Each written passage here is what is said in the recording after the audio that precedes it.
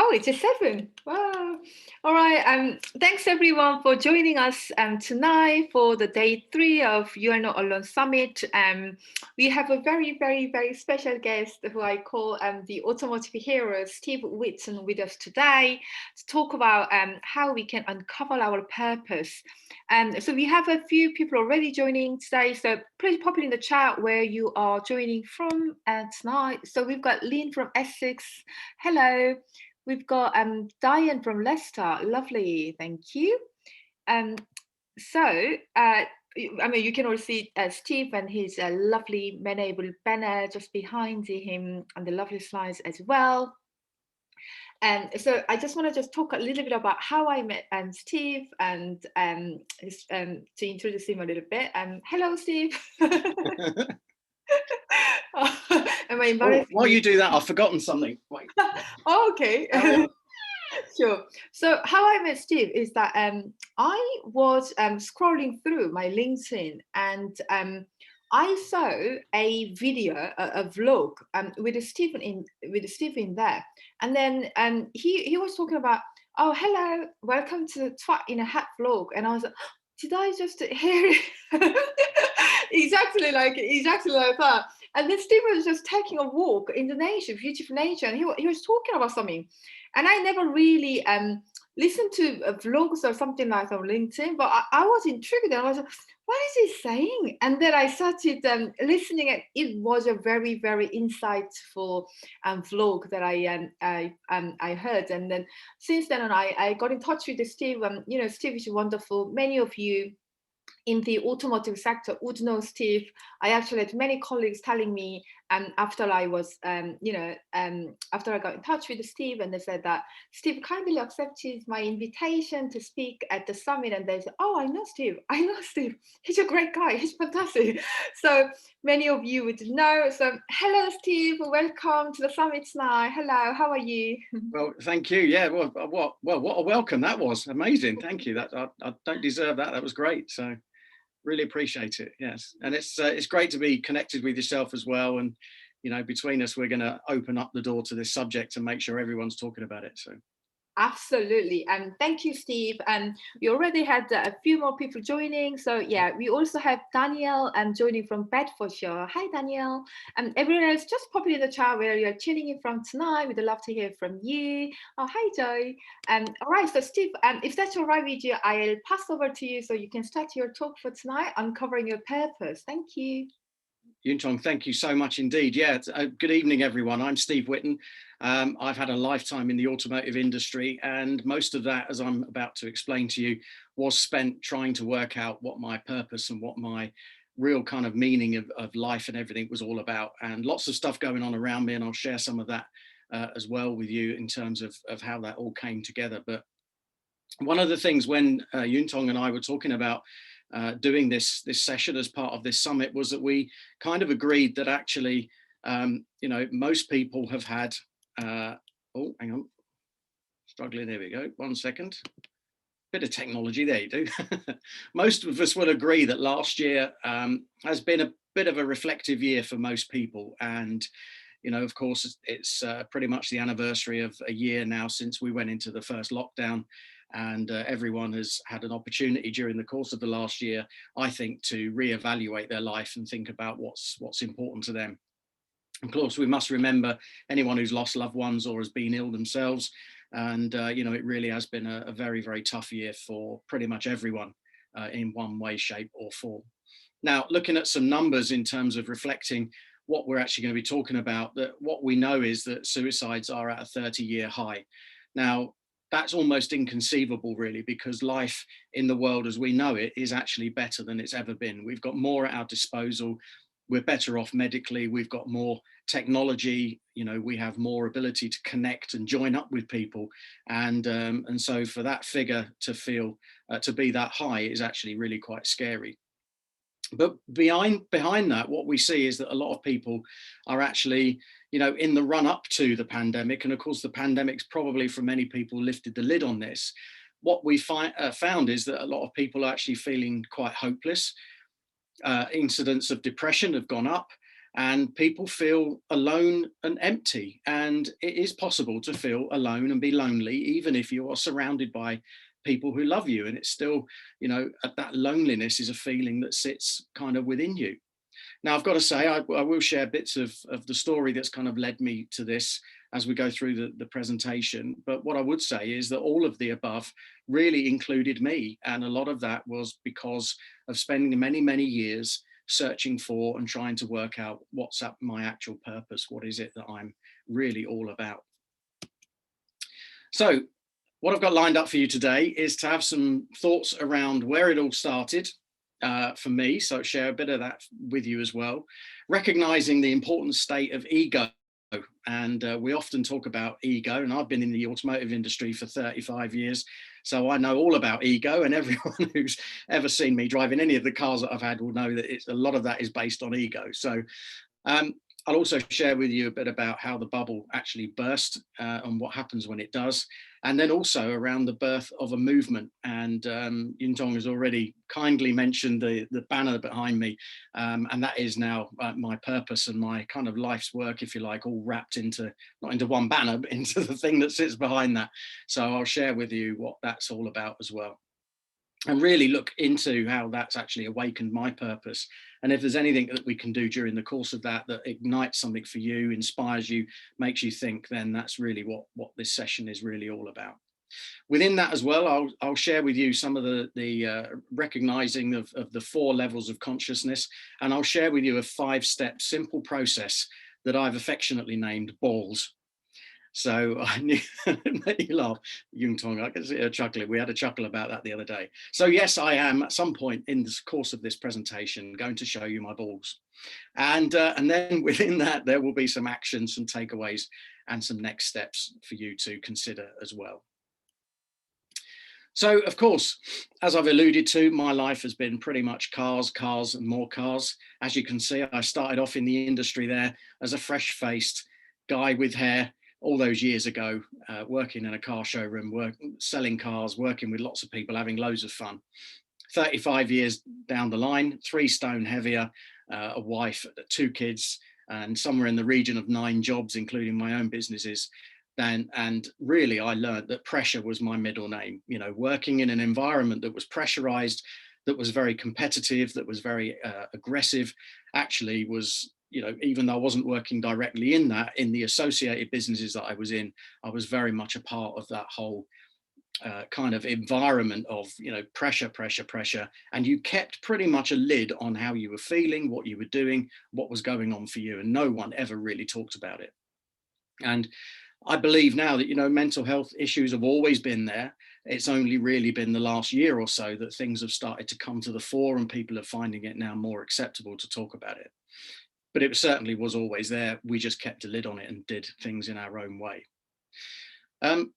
So the 2 pictures there, as I said, fresh-faced, bright-eyed and bushy-tailed all those years ago, 3 stone and a whole lot of hair ago, as I describe it, was when I first kicked off in sales. And then I went back into it and I ended up running a car dealership about 7 years ago. And that picture there just goes to show how, it was still in me to do that whole thing of selling cars and enjoying my interactions with the public.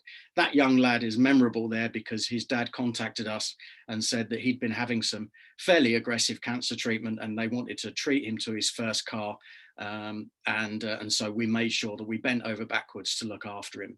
He came in, we got lots of praise and credit for what we did on that deal for that lad.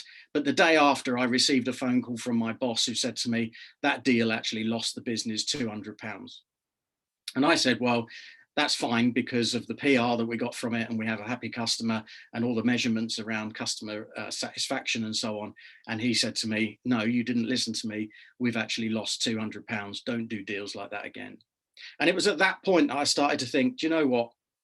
I don't think I'm cut out for this industry. I don't think I'm cut out for this way of working.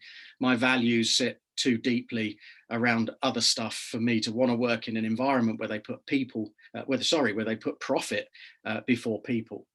And that was just that specific business. And I know it's not completely like that in the car industry, but in that particular business, it actually was. So that really kind of all actually did start the ball rolling of me really considering where I was going with all of this. So put all of that together, and over that period of time, what I ended up creating for myself was this protective, invisible cloak of what I call ego. And when I talk about this now, people are often saying to me, well, we're really surprised because we'd seen you delivering a talk or seen you on stage at an award ceremony or seen you, making a video or seen you in a training session in front of 20, 30 people, absolutely on fire and inspiring others and sharing your thoughts and so on. And I have to say, that's the invisible cloak of ego, because that was what was helping me to survive, because what I didn't realize was that inside, subconsciously, there was a whole load of stuff going on that was never ever getting addressed, was never ever getting talked about, and never being dealt with in any way, shape or form. So where did that all start? Now, I'm hoping that she's joined, but my great friend, Catherine McCarney, who's somebody else that I met through LinkedIn, and we became really good friends. And then she's actually run me through a hypnotherapy session back in September, as I was, coming out of a period where things had actually fallen apart. I'm still not out of that, but coming sort of to a point where I was getting to identify my purpose. And she took me through a hypnotherapy session. And it was a real eye-opener, I have to say. It really, really was. And we did some timeline therapy, and she took me all the way back to a time that was a vivid memory in my mind, not subconsciously, because it wasn't something I was thinking of day to day, but she took me back to this place where in my mind, I remember being this little boy sitting on a cold, dark bed in a cold, dark room. And it was in the middle of the night. And I seem to remember that it was actually the night that my younger sister was born. My parents were very, very young. In fact, my mum was only 17 when she had me. And so by the time my sister was born, there was, a different dynamic in the family. Now, although I know that I wasn't alone and I wasn't rejected and I wasn't invisible by any means, that just seemed through this session of hypnotherapy to come out loud and clear that that's how I felt, and how it sort of left me feeling as a 6-year-old boy. That then determined the relationship that I had with my parents, probably for the rest of their lives, and certainly for the rest of the time that I spent at home, and also probably had a bearing on then who I became. The old session, we give you a boy at the age of, the old phrase, give you a boy at the age of 7 and we'll show you the man. That's very, very true. That some of those things, those influences that were happening there, shaped the way you think and the way you act and the way you behave later on in life. So a big shout out to Catherine if she's watching, because I know she was going to try and dial in as well. But, that was an amazing session that took me to a really quite dark place. Further on in the treatment, there was actually some time of getting to kind of replace that with something a lot more positive, and that really, really worked. But it was that recognition that actually that was probably the starting point. This little boy, inside me, this little voice that was saying, you're abandoned, you're rejected, you're alone, you're invisible. And what that then did for me as an adult was then created the start of this ego wall. And I think Lego is the best way to describe it, because Lego, is lots and lots of tiny little bricks, but it can build up something really quite sturdy eventually. And what happens with the ego wall was that you combine then everything you think, every experience you have, every interaction you have, every friend, teacher, boss, relationship, everything that you experience builds and just adds another layer and another layer onto the ego wall. And an example of that was that I've had people who've said to me, when I've come off stage and done stuff, they've said, oh, that was really good and so on. But inside, I've spent the last 20 minutes on stage trying to work out, why is there one person in an audience that's clapping and laughing, but one person who's looking at me with their arms folded, giving me that, what the hell are you talking about kind of look. So what is it that's going on inside that makes me hypersensitive to that one person? That one thing of going, that person didn't like me, that didn't go well because of that one person's reactions, when actually the reality is very, very much the opposite. So I can only conclude from the work that I've been doing of late is that actually that is because of the ego wall. That is this protective layer around me now that's based on all of that stuff.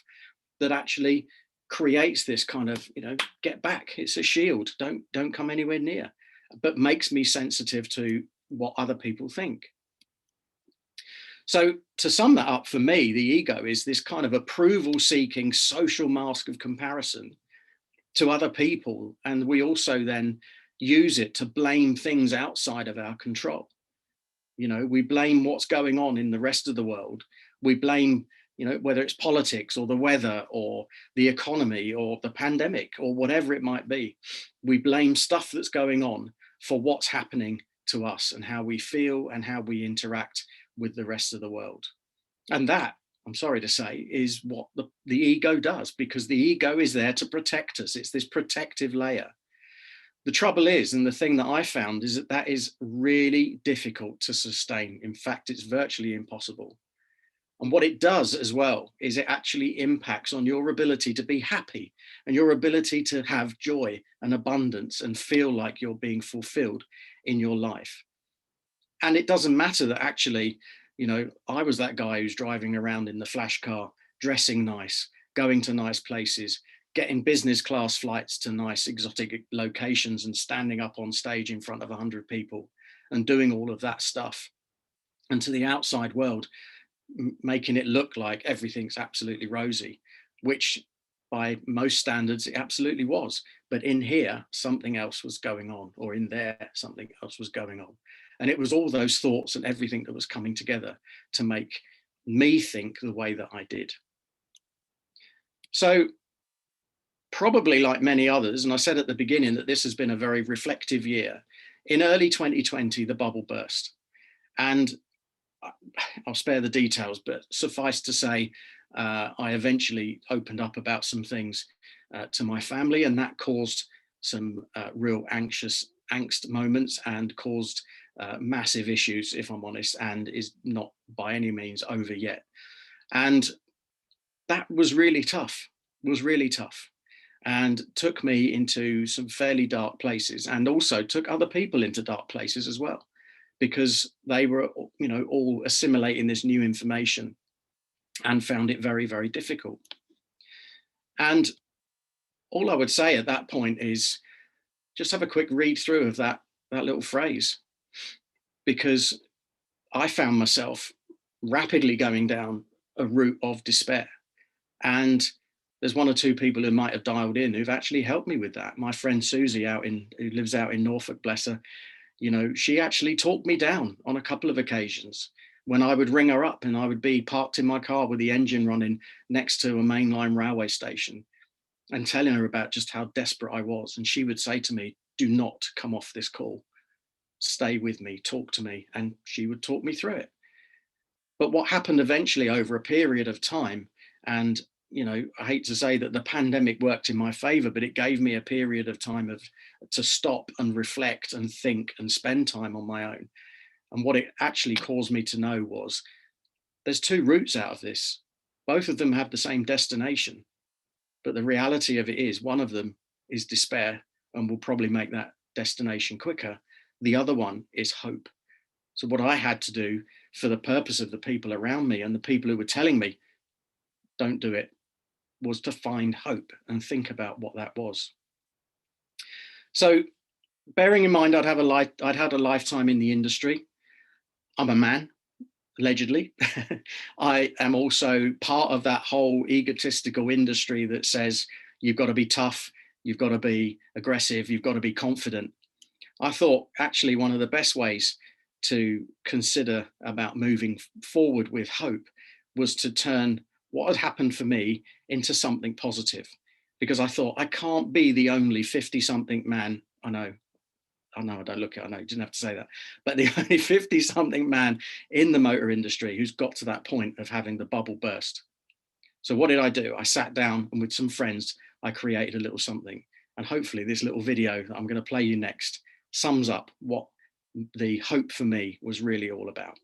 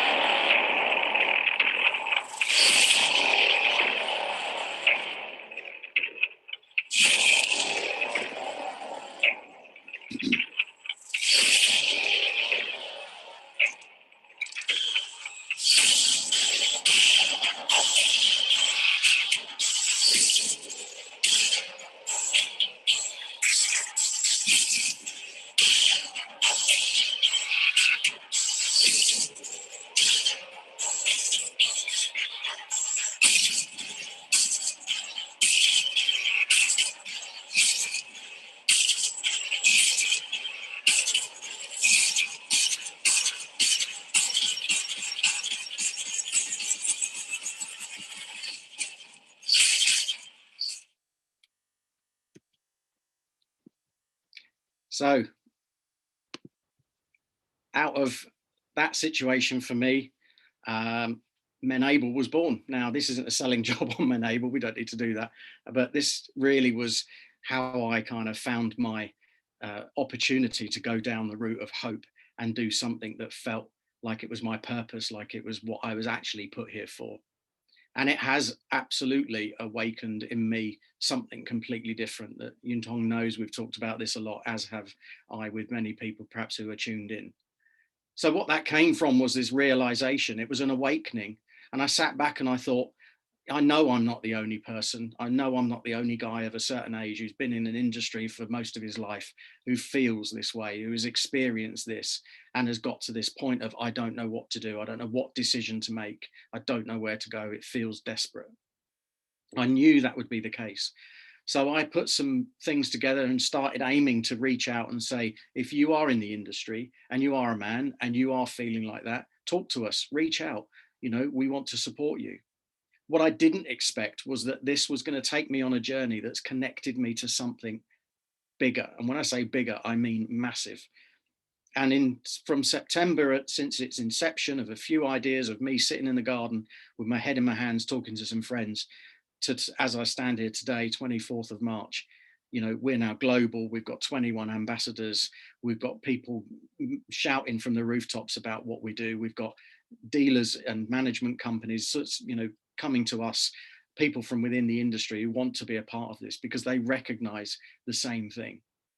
Now, that's not shouting and saying, hey, look at me, I'm good, I am. It's actually the opposite. It's going, do you know what? What I've found is, through my own desperate situation, some hope. And now my turn is to give some hope to others. So what we've got is an evolving creation. It's removing stigmas. We've got a space for openness. We want to work with companies that put people before profit, and we're changing cultures and hopefully saving lives. And if we can get conversations going that stop those people from being at the side of a railway track or looking at that lake thinking that looks appealing, and doing that in a way that actually also gives the industry, you know, effective employees back. So this actually then caused me to examine the whole area of purpose. This has been something I've been seeking and looking out for, as I said, pretty much most of my adult working life, certainly the last 15 years or so. And in The Power of Meaning by Emily S. Fahani Smith, she talks about purpose being one of the 4 pillars of meaning, one of the 4 things that hold up the whole of meaning of life for you. And what she talks about there is that purpose is about what you give. It's what you do to help other people. It's what you do to put something back into the universe, if you like. And it's how you serve. You know, the famous speech by the Queen not long before she actually became Queen, where she talked about, you know, whether her life is short or long, it's for your service. That is so true. And I think that's why we hold her in such high esteem as the matriarch of our country, because she is, you know, she is there serving us. And it's the why that drives you. It's working out what that why actually is. And we are all going to be at different stages of this as well. But what I would say is, you know, for me, it was getting to a point of desperation where I then found out what that was.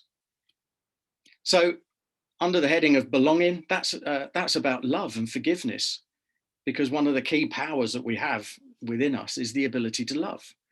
Now, my friend Susie would say that that's the reason I've come through this is because I've got God on my side. Other people have said it's the universe. Other people have said it's from within me. Other people have just said it's the support mechanism that I've now got. And other people have said it's because I'm now properly aligned to my purpose and what I should be doing. It's taken me 54 years to find it, but I'm finally there. The next thing is then that ability to be able to say, well, then I forgive everything and everyone that's happened or said or done anything that's caused my thinking to go in a different direction in the past. That is a massively powerful thing to be able to do. Then she talks about transcendence, and that's, you know, that sounds quite Zen and a bit sort of woo. And it's really all about saying it's about having a sense of self and that this is bigger, you know. And I had somebody the other day who said, we really need a business plan for MENable. And I said, no, we don't. What we need is to work out or realize that it's like one of those old maps that you unfold and just keep unfolding it. And the more you unfold it, the more of the picture applies and you reveals itself. If we get the map and just throw it open like that, it's going to be too big. We're going to look at it and so we don't know where to start. And then we'll apply a commercial set of thinking. And that's not what we're about. This is about purpose. And as it unfolds, we will work out what that all is. So get a sense of self and work out something that you're doing or contributing to that's bigger than you. And then the key bit is about your narrative, the storytelling. And you have the power, every single one of us has the power to rewrite that and to look back over life and go, okay, that stuff that I was doing, that stuff that I was saying, way I was behaving, whatever it was, wasn't working for me. I now have the power within me to rewrite that and do other stuff. And unfortunately, it may mean that there will be, some people that you have to, whereas before you were trying to help and fix and do everything for them, it may mean that you just have to be there with love and forgiveness to allow them to come to you and come with you at the speed that they're comfortable with going at, because that's the reality of what's going to happen with this. So another great friend of mine, Emma Shaw, who I think Yung Tong knows, we're all connected somehow on LinkedIn, we're all connected with each other. She talks about the 4 levels of consciousness. And quite clearly in the center of all of that is the level of victim. Now, if you are in victim mode, you are again going to be sitting there and the world is working against you. Everything that happens, everything that's said or done is coming at you, and you are a victim and you are absorbing it, and you can't help but react in a way that's sort of blaming everyone else. And your ego is going to try and protect you from that 100%. But as a victim, you are also based in fear. You're based in things that aren't going to necessarily happen. You're not going to run out of money. You're not going to continue to be in debt. You're not going to continue, doing the wrong things and stuff that you don't want to do. But you will if you continue in this fear, because that is the bit that's working on you, is this inner fear that's actually causing you to be a victim. And you may know people around you who are like that as well. The other side of that as well is that you can then you could become a controller. That's another level of the consciousness, where you're actually then trying to fix everything, trying to change things, trying to do things differently for other people. And that is just as powerful and bad as being a victim itself. Especially when you put a controller and a victim together, they are just going to go round and round and round in this cycle, just colluding with each other to make the world difficult for each other. So where I'm at with all of this now is that I've moved into discoverer. And when you go into there, you realize that no, actually, this is not about you fixing anyone else or fixing things for other people. It's about you realizing that actually there's a great big world of opportunity and things out there and possibilities that you can tune into, but you have to be in a discoverer mode. So now, instead of walking past that lake and look at it and think, wow, that looks inviting, I could finish things off there, you go past that lake and think, wow, that's calm and serene. And look at the baby ducks, look at the reeds coming out of the water, look at the swans, whatever it might be, look at the ripples in the water, look at the reflection of the sky, because now you're in a discovery mode. Whereas a few bits earlier, you were in victim mode, and actually that just looked like an easy way out. So let me share with you my little 5-step process that I've affectionately named balls. I knew that might prick up your ears at the beginning of this.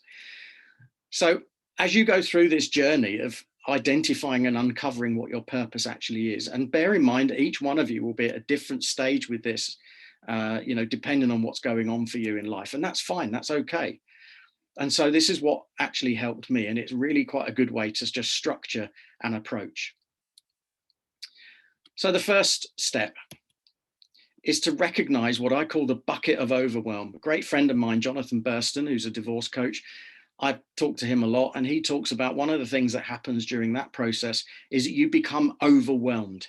Absolutely so much information coming at you at a time when your emotions are at the highest they could possibly be, and you're just overwhelmed by everything. So imagine that everything's going into this bucket that's never, ever emptying. And the more you're carrying it, the more it's filling up and the more stuff's flowing over the side. The first step of this balls process is to recognize that you have that bucket of overwhelm, and you have to be prepared to let it keep filling up and get to a point where you go, right, now I can start taking bits out. Now, metaphorically, you could do this with a box and some post-it notes, you know, chuck some pieces of card in a tray or on a plate and just say, there's all the things that I'm dealing with. And that's your bucket of overwhelm. And when you start doing that, you'll start creating some structure around how you deal with it.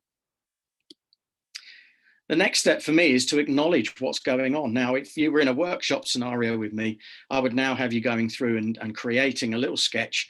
And the first one would be to draw, what does your current reality look like? What does the world look like for you? Grab a piece of paper, spend a couple of minutes, don't overthink it, don't analyze it, don't try and work out, you know, it's got to be a masterpiece in drawing. Just literally sketch, what does the world look like for you? And you'll get an instant snapshot that comes straight from the heart, straight from your mind of what you're thinking and, and how it looks. And acknowledge that that is the case. And this is where I think what we also have to think about is that whole area of optimism. Always remain optimistic, but remain realistic as well. And I often refer to something called the Stockdale Paradox, which was, Stockdale was one of the most senior military officers in the Vietnam War to be captured. He was a prisoner of war for over 10 years. And what he found was that lots of prisoners of war were dying after Easter or after Christmas, and they were dying from despair. Because what they were doing was they were overly optimistic that it will be over by Christmas, it will be over by Easter. And of course, these big events came and went and it wasn't over. And so they almost had nothing left to live for. So he coined the phrase about the Stockdale, his paradox, which was, be optimistic. It won't always be this way, but actually be realistic as well. If it's rubbish right now, then accept that it's rubbish and deal with that.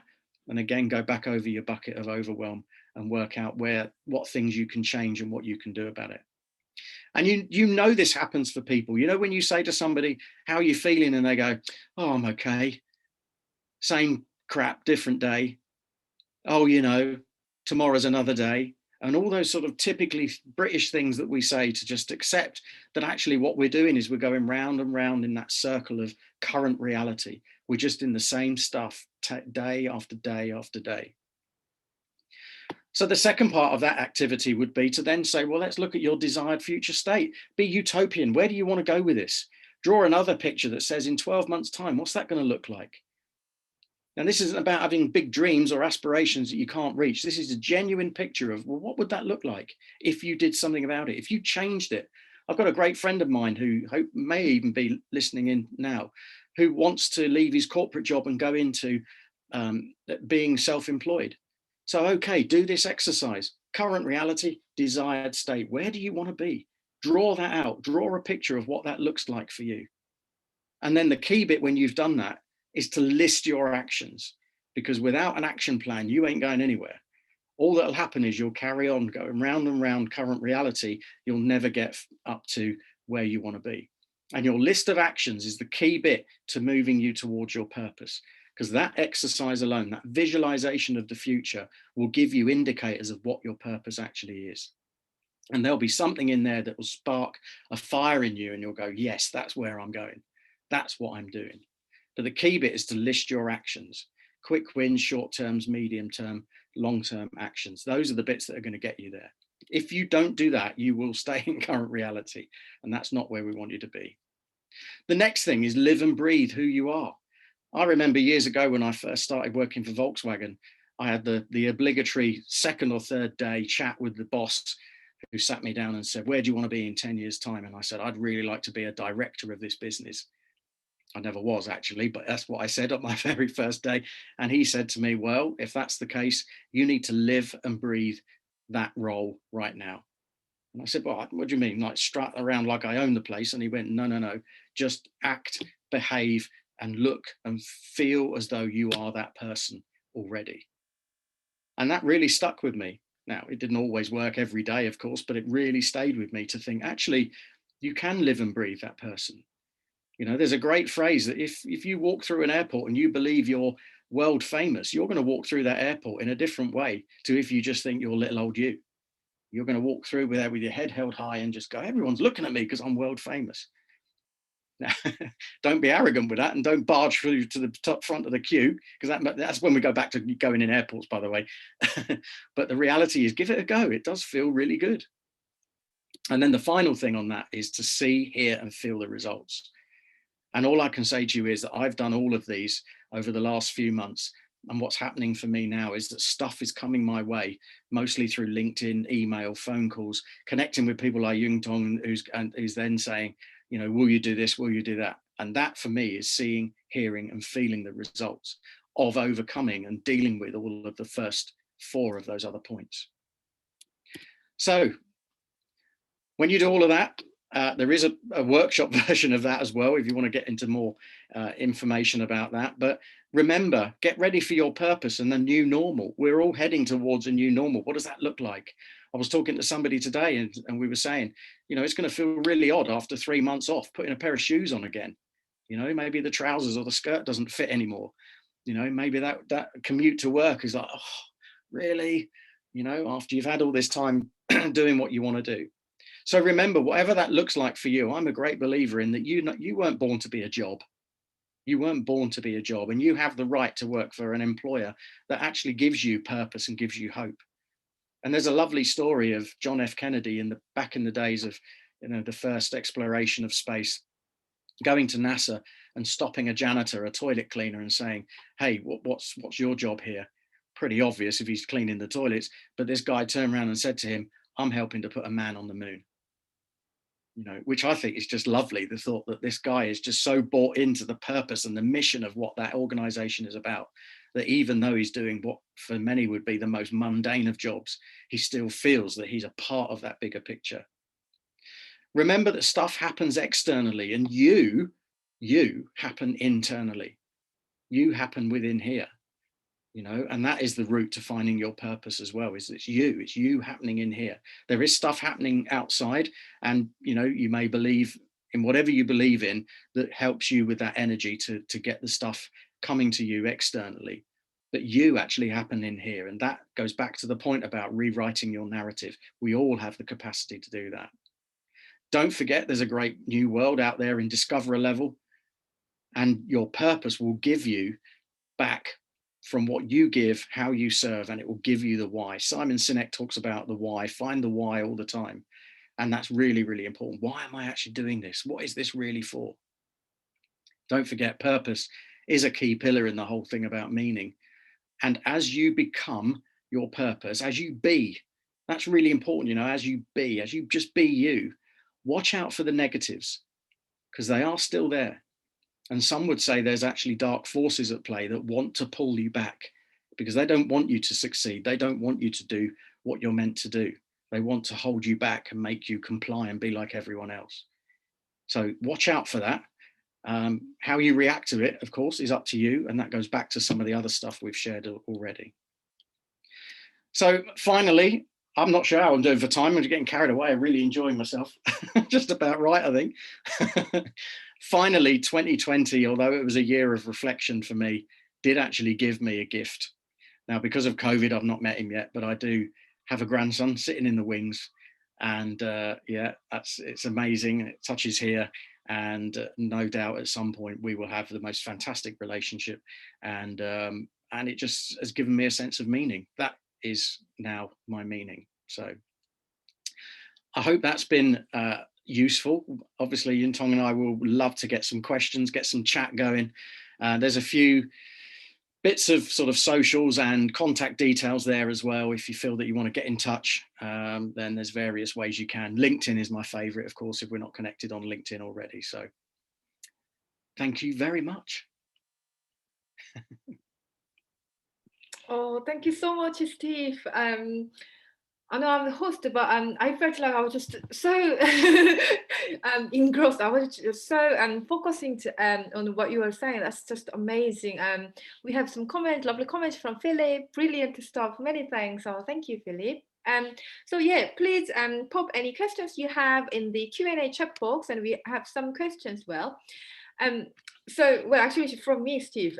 So your early days in the automotive sector sounds great fun, but really stressful with a lot of pressure as well. So could you tell us a little bit more about that? How did you deal with the pressure? I think the reality is you don't realize it at the time. You don't realize the pressure that it's creating and what it's causing. you to think and do, because that's the environment that you're in. Now, I was very lucky that the first dealership I worked in was very relaxed. In fact, the guy who was my boss is now my best friend, and we've stayed friends ever since. Because that's the other thing, it's very easy to paint a bad picture about the automotive industry, and yet reality is that some fantastic people work in that sector, some amazing businesses. But we have to be aware that the business is based on targets, it's based on performance, it's based on, reaching a profit, getting a return for shareholders. So, and all of that pressure is going to come down and come down. And some of those pressures, I've probably felt more pressured in some of the back office type functions that I've done when I've been in finance companies and so on. But everyone has that. Everyone has that, and I think I've seen it as part of the journey of finding my purpose, almost like a 35-year-long apprenticeship, if you like. But yeah, I mean, I'd say to anyone going into it, don't be under any illusions that it's going to be, it's going to be easy. But some businesses are starting to adjust their thinking around that now, given the pandemic and what's happened. Oh, thank you, Steve. We have some more feedback coming through, and this one is from Mark. Thanks, Stephen. Much of what you say rings true for me too. Wow. There's another one from Kathy. That was amazing, Steve. Great to hear the whole story. And even though I already knew your story, I was captivated right to the end. So thank you. Right. Well, hi, Kathy. That's the Kathy who did the hypnotherapy on me, and she's fantastic. Oh. So big shout out to Kathy. Big shout out to Kathy. We have another one. This question is from Joy. Would you say you found a spiritual pathway? 100%. Yeah, 100%. I often say that I'm a believer, but I'm not religious. And I've taken on all the information and thoughts that everyone has shared with me over the year that we've just had, and everything that's happened for me. And I would say, yeah, I'm now very, very spiritual. And I believe that spiritual side of you is within you. I think that's the key thing.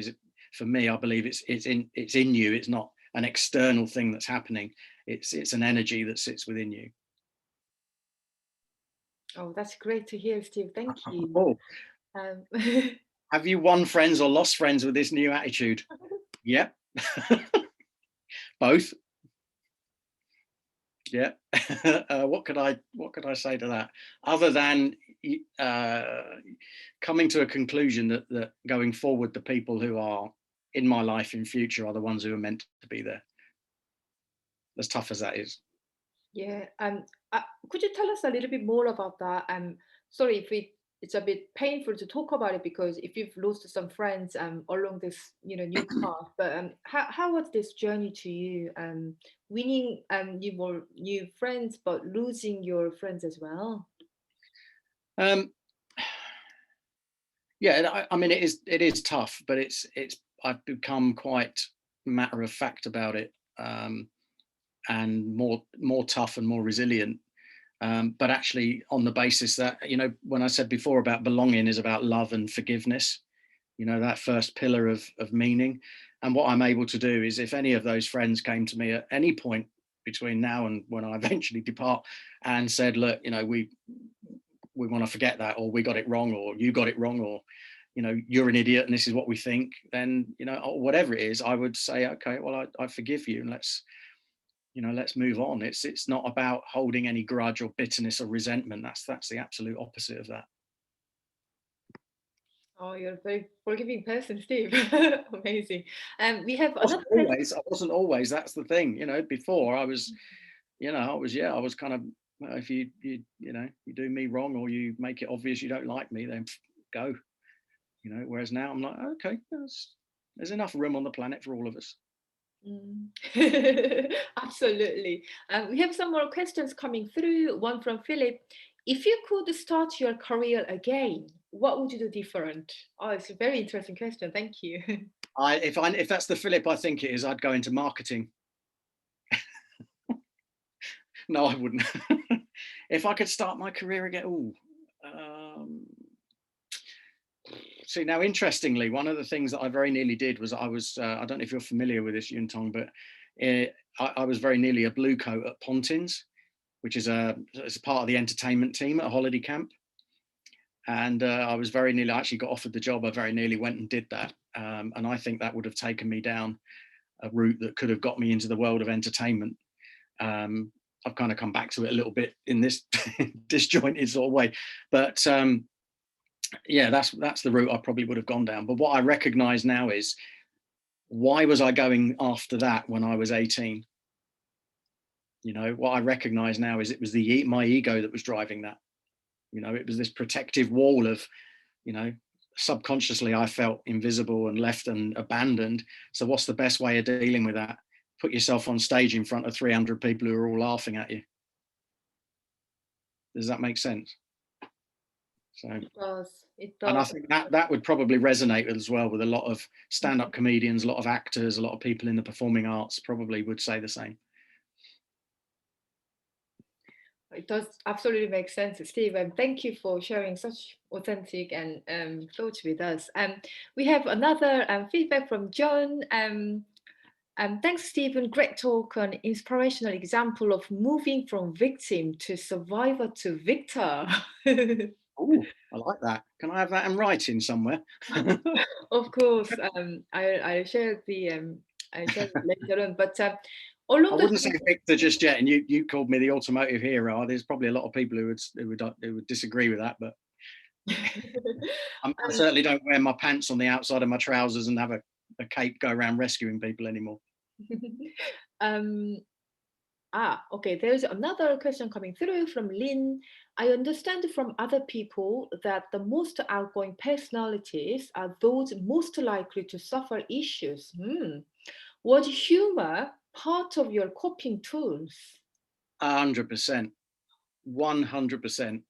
Yeah. And where that came from was I grew up in North London, not far from where I know you live in Tongside. It wasn't far from there. And I went to what was a fairly tough school. And whilst I'm quite chunky, I'm not a big guy at all. And I learned very, very quickly that the best way to avoid getting your head kicked in was to make other kids laugh. And if you did that, you became the class clown, and suddenly, you know, the little boy that was feeling abandoned was suddenly now being laughed at, and everyone was like, "Oh, Steve's always good for a joke." So yeah, absolutely, humor, which of course fit perfectly in the automotive industry because quite a lot of people in that sector are exactly the same, and it really, really worked quite well for me to be this sort of class clown type character. Oh, absolutely. I mean, certainly, I know you are very, very, very funny. I don't know if you're a clown, but you are so funny. You make me laugh all the time whenever we chat. I just have a follow-up question, actually, off the back of what John said. Great talk on inspirational example of moving from victim to survivor to victor. So a lot of us, whether working in the automotive sector or in other sectors, any of us who feels like we are victims and that there's so much pressure that we can't cope.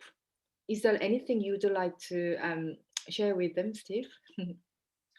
I think the key bit for me is that this stuff is happening within you. It's not external pressures. And the bit that I've learned, I've always had a sort of a hankering towards this, that even if you've got a boss who's pretty tough, or maybe even a bit of a bully, what's actually going on for them? What's going on in their life that makes them like that? Because none of us are born that way. You know, if people are behaving in that way, it's a learned behavior. It's a coping mechanism of their own. You know, mine was humor. Other people's might be bullying. Other people's might be being a bit miserable, or, you know, sitting with their head glued to a laptop or whatever it might be. So I think, you know, what I'm finding with MENable is the key to this is conversation, is talking to each other, is understanding, it's empathy, it's listening, being compassionate. Key thing as well is don't try and fix anything for anyone. You know, absolutely last thing to ever do is say, you need to do this, you should do this. You know, never, ever try and fix anything for someone else. It's the conclusion they need to come to themselves.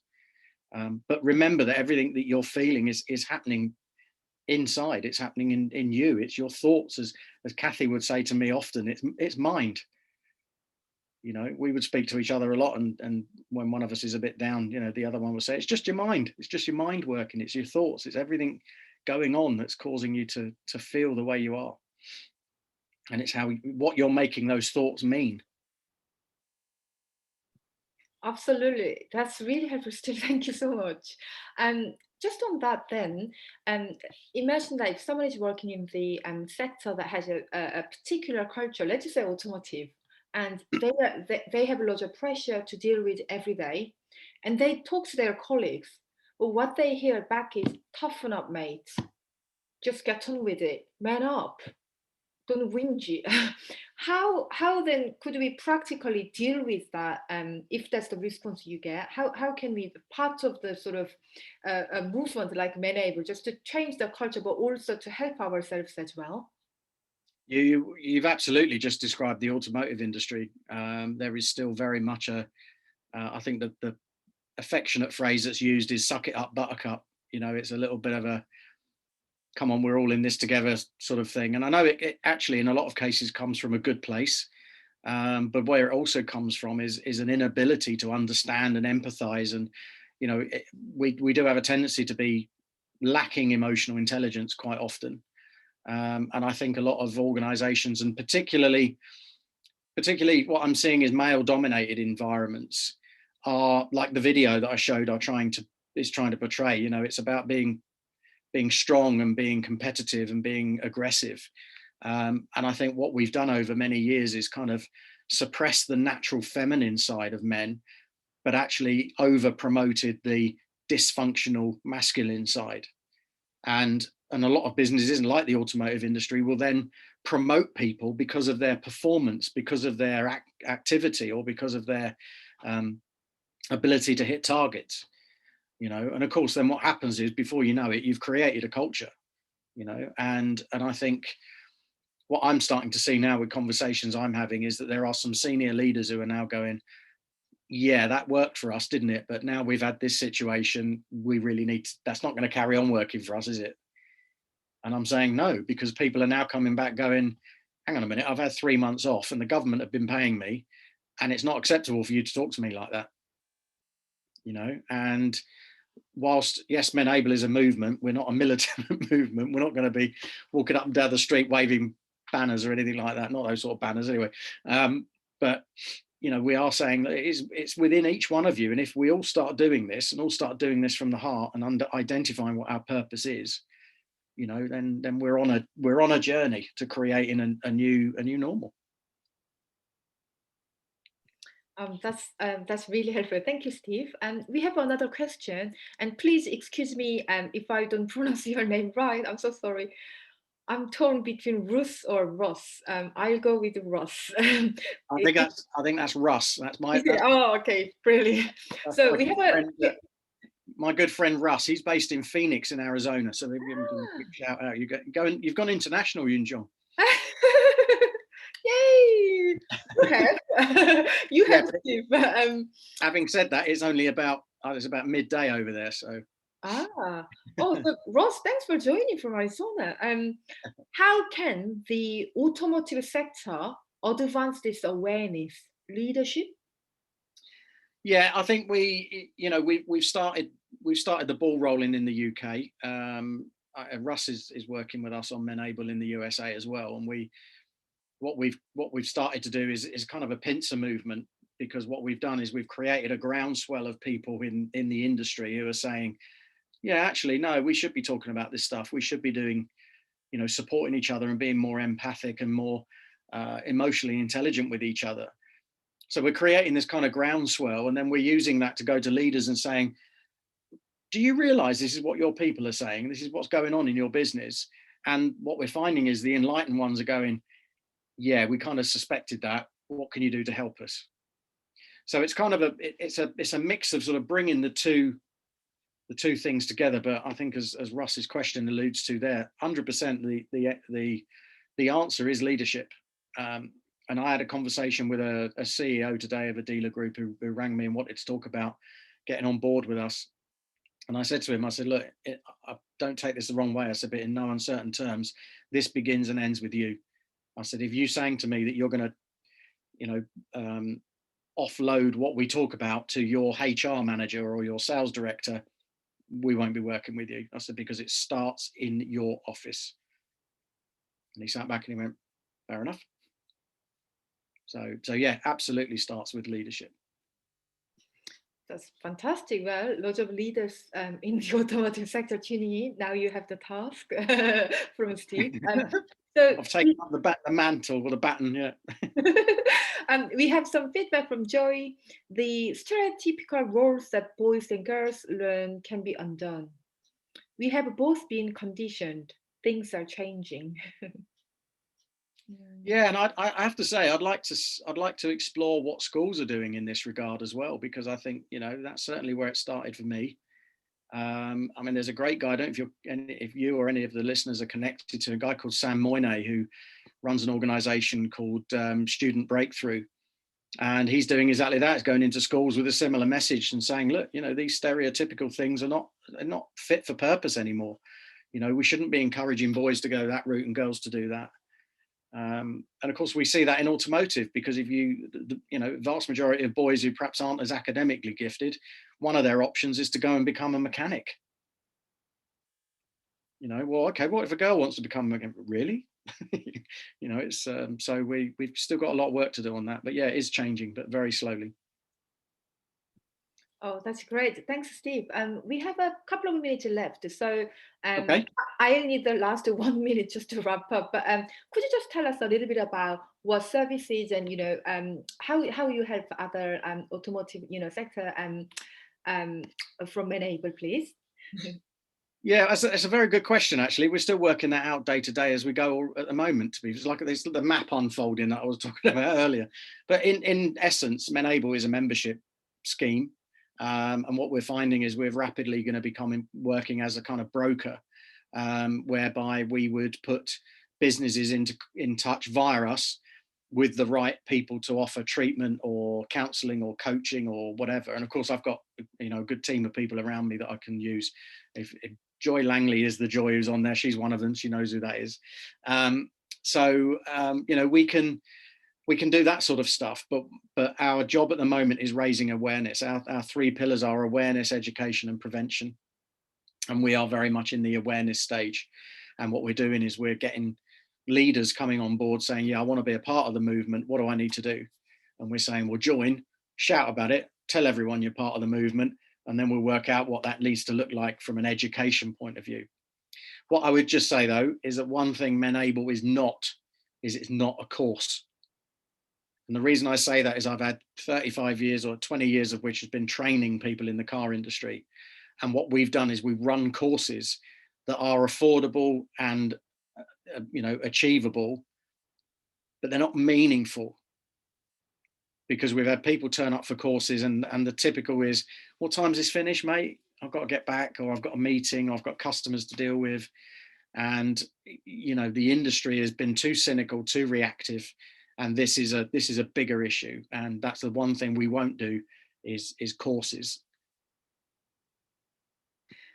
Thank you so much, Steve, for this wonderful talk today. I know you said you were not a big guy and humor was your best sort of tool to survive in the school. But we are getting lots of lovely comments coming through in the chat.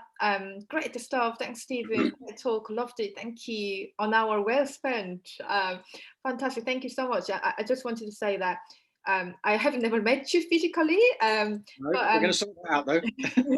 But you might not be physically big, but you are big. You are the automotive hero, and I'm sure your MENable will, change this culture in the automotive sector as global movement. We thank you so much for speaking at the summit pro bono. Just such a pleasure to have you today.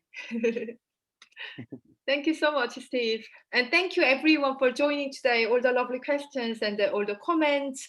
We will share this on YouTube afterwards. So please check out our LinkedIn page on YouTube and check out Steve's MENable page on LinkedIn and the website. And there is email, and Steve has a lot of accounts at Stephen J. Whitton. So yeah, please get in touch with him for any training inquiries afterwards. Thank you everyone for joining today. Thank you.